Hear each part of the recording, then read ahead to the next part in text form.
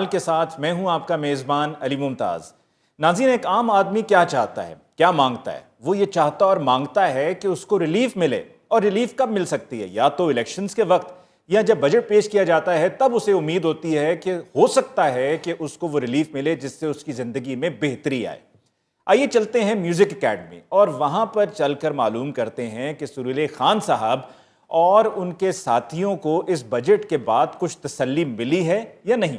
गोरे रंग ते दुपट्टियां दी छां करके, गोरे रंग ते दुपट्टियां दी छां करके, गोरे रंग ते दुपट्टियां दी छां करके, तेरे राह विच खड़ियां वे माया, दिल ले जा निकी जी हाँ करके, दिल ले जा निकी जी हाँ करके।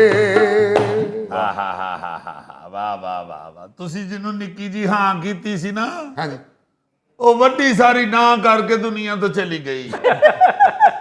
ਸਦਕੇ ਜਾਵਾਂ, ਇਹ ਉਮਰ ਦਿਲ ਨਹੀਂ ਬਿੱਲ ਤਾਰਨ ਦੀ ਏ। ਹਾਏ, ਬਿਜਲੀ ਦਾ ਬਿੱਲ, ਪਾਣੀ ਦਾ ਬਿੱਲ, ਗੈਸ ਦਾ ਬਿੱਲ, ਤੁਹਾਡੀਆਂ ਦਵਾਈਆਂ ਦਾ ਬਿੱਲ, ਰੱਬ ਜਾਣਦਾ ਜਿੱਡਾ ਤੁਹਾਡੀ ਵਜ੍ਹਾ ਤੋਂ ਬਿੱਲ ਬਣ ਦੇਣਾ।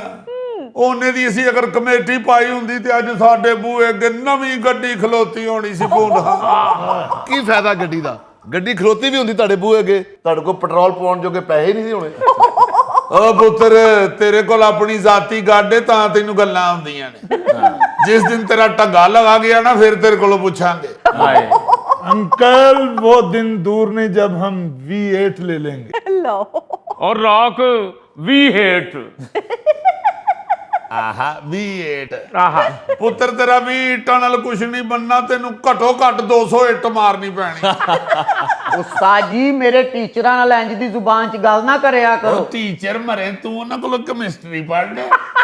ਟੀਚਰ ਬਾਊ ਜੀ, ਅੱਧੀ ਰਾਤ ਨੂੰ ਖੜਾਕ ਹੋਵੇ ਨਾ ਤੇ ਬਾਬੇ ਵਰਗੀ ਬਿੱਲੀ ਬੱਚੇ ਸ਼ਿਫਟ ਕਰ ਰਹੀ ਹੁੰਦੀ। ਹਾਂਜੀ, ਮਜ਼ਦਾ ਕਰਾ ਕੇ ਆਪਣੇ ਬੱਚੇ शिफ्ट कर रही होती। बेटा, बिल्ली 7 घरों में अपने बच्चे छोड़ती है। तेनू पता है बिल्ली ने अपना कब्जा ग्रुप बनाया है। 7 घरां च बच्चे छड़ के ते काबज हो जाती। बाबे दे घर बिल्ली ने सिर्फ 1 मिनट स्टे लिया, वो समझ गई इत्थे खान नू कुछ नहीं, मेरे बच्चे भुखे रहणगे। और जान लगे कह के गई, हम इस घर में 1 मिनट नहीं ठहरेंगे। मैं ते सुनिया हुण उल्टा बिल्ली हर जुमेरात ਨੂੰ ਬਾਬਾ ਜੀ ਨੂੰ ਲੈਗ ਪੀਸ ਲਿਆ ਕੇ ਦਿੰਦੀ। ਮਰੋ, ਤੁਹਾਡੀ ਦਾਦੀ ਆ ਬਿਸ਼ਤਣ, ਉਹ ਬਿੱਲੀ ਦੇ ਰੂਪ ਚ ਆਉਂਦੀ, ਮੇਰਾ ਖਿਆਲ ਰੱਖਦੀ ਆ। ਔਰ ਉਸਤਾਦ ਜੀ, ਜਾਂਦੇ ਆ ਉਹ ਕੰਧ ਦੇ ਉੱਤੇ ਆਪਣੀ ਪੂਛਲ ਨਾਲ ਲਿਖ ਕੇ ਗਈ ਹੈ, ਹਮ ਬਾਬੇ का ਬਾਈਕਾਟ करते हैं। ਸ਼ੌਕਿਓ, ਜਿੰਨੀ ਤੁਹਾਡੀ ਬਿੱਲੀ ਤੇ ਰਿਸਰਚ ਹੈ ਨਾ, ਇੰਨਾ ਮਿਊਜ਼ੀਕਲ ਧਿਆਨ ਦਿੰਦੇ ਤੇ ਅੱਜ ਤੁਹਾਡਾ ਘੱਟੋ ਘੱਟ ਮਰਾਤਬ ਅਲੀ ਜਿੰਨਾ ਨਾ ਹੋਣਾ ਸੀ।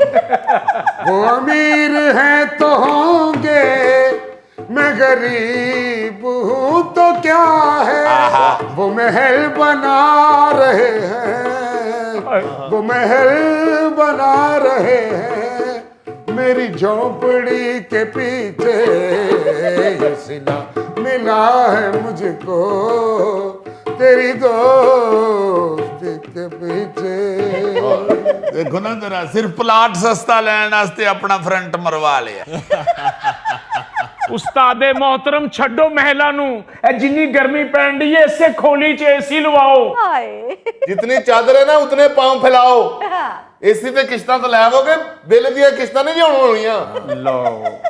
यही मसला है, लोग एक दूसरे की देखा देखी अब एसी तो लगवा लेते हैं, लेकिन एसी लगवाने के बाद फिर बिल नहीं दिया जाता। और फिर क्या होता है कि बैठकर हुकूमत को कोसते हैं। आहा, कैसी समझदार बात की है। बल्कि अगर आप कुछ दहाइयों पहले की बात करें तो तब तो लोगों ने एसी लगवाए नहीं होते थे।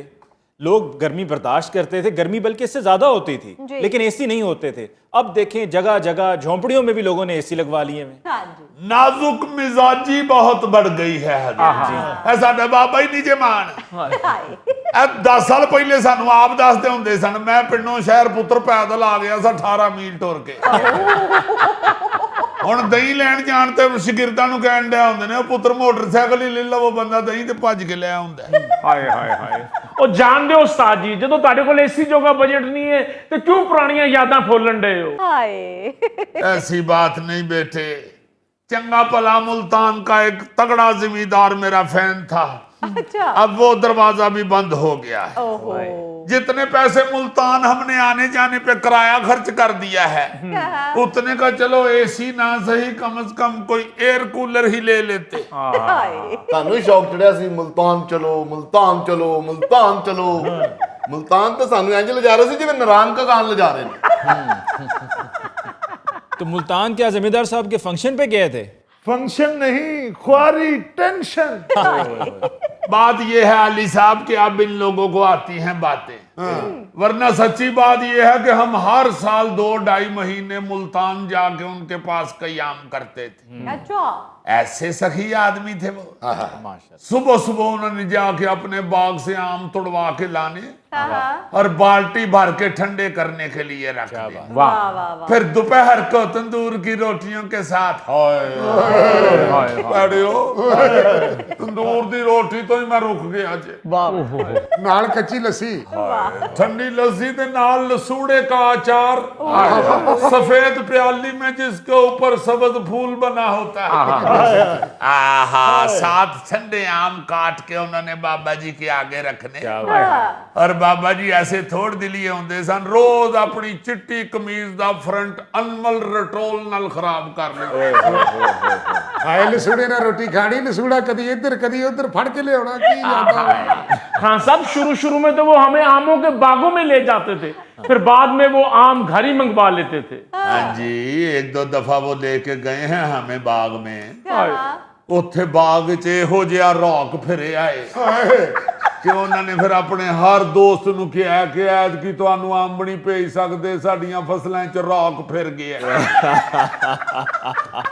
मैं कहता हूं अली मुमताज साहब, रॉक बाग में फिर इतना बुरा फिरा है, इतना बुरा फिरा है कि चौधरी साहब ने वोट पे लिख के लगवा दिया बाग के बाहर कि चोर, जानवर और रॉक का बाग में दाखिला मना है।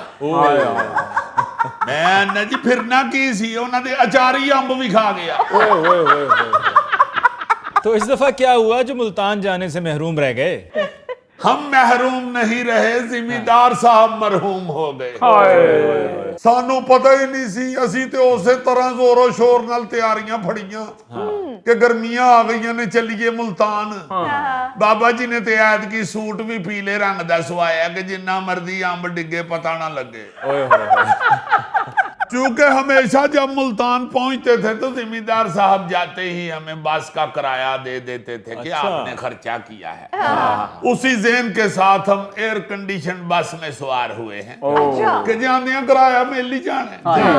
जब हवेली पहुंचे हैं, अच्छा। उनके मुलाजमों को जाके हमने कहा है जी अंदर जाके चौधरी साहब को बताएं कि लाहौर MM आलम रोड से मीर आलम आए हैं। वो बंदा अंदर चला गया, सी बाहर बरांडे च ही बह गए हैं। गर्मी बेबा उत्ते छत वाला पखा चलन डे है, पता नहीं अंग्रेज दे दौर दा सी, एडा होली चलन डे, लगदा सी पखे दे जोड़ां च दर्द होण डई। अंकल सुना है अंग्रेज के दौर में साइकिल भी आहिस्ते ही चलता था। बस उत्थे ही बैठे हैं ते होर भी प्राहुणे आन लग पए ने। ਅਸੀਂ ਸਮਝਿਆ ਔਰ ਸਾਨੂੰ ਸੁਣਨ ਵਾਸਤੇ ਬੁਲਾਇਆ ਨੇ। ਬਹਿ